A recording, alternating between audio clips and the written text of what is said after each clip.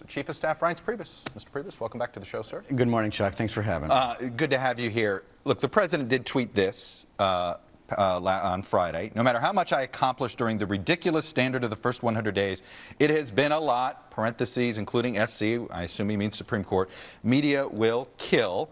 And maybe that'll be your response to my question here. But just before the election, I want to put up, he made these legislative promises in the first 100 days: tax reform, offshoring of jobs, infrastructure, school choice, health care, child care, immigration, ethics reform,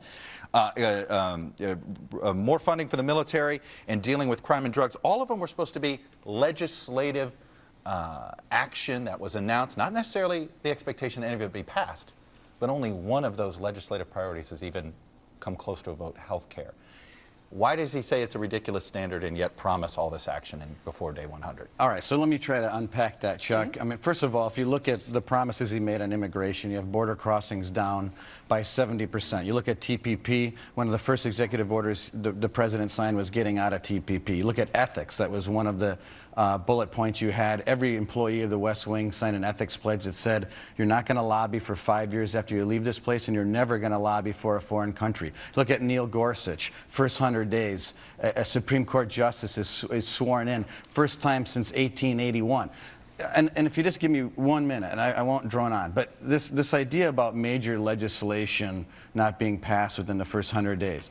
Barack Obama had a pre-baked stimulus package that started in October of the election year, which was passed in February. It was pre-baked. George Bush didn't get any major legislation until June. Clinton, August 10th. Bush 41, a year and a half later. Reagan, August 13th. Carter, 658 days after he took office. Nixon, 1 year. Johnson, 225 days. Here's the deal. The President signed over 28 bills already. Health care may happen next week. It may not. We're hopeful it will.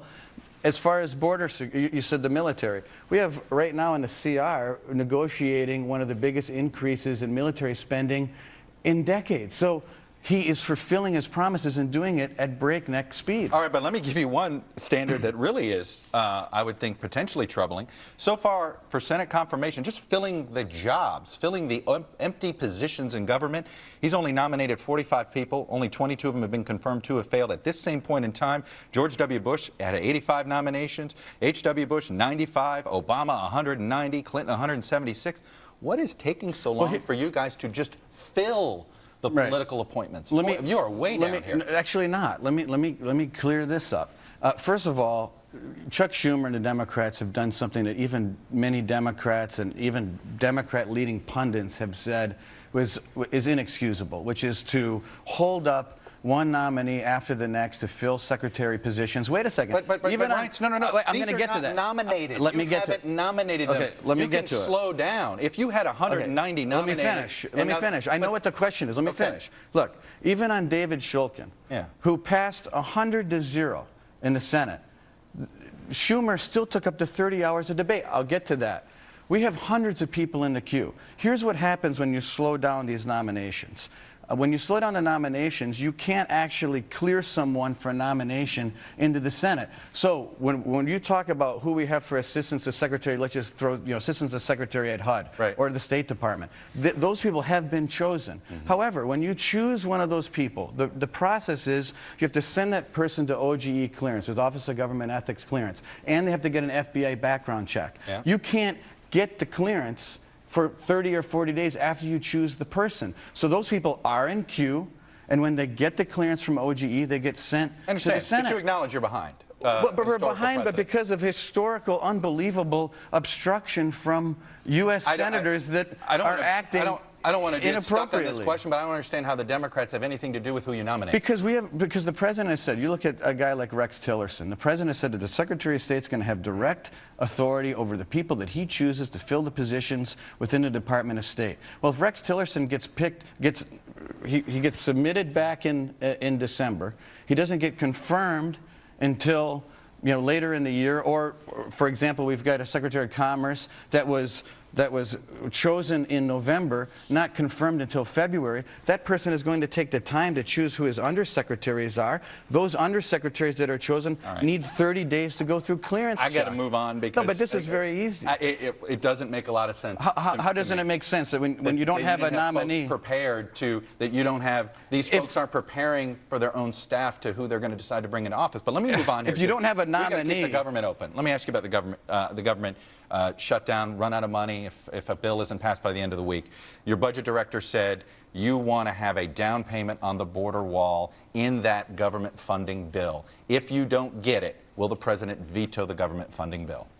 Well, I mean, we've already seen progress in regard to getting money for border security within the CR. So I'm pretty confident we're going to get something that's satisfactory to the president in regard to border security within but it may the not current be the wall. negotiation. May not be the wall itself. It'll be enough.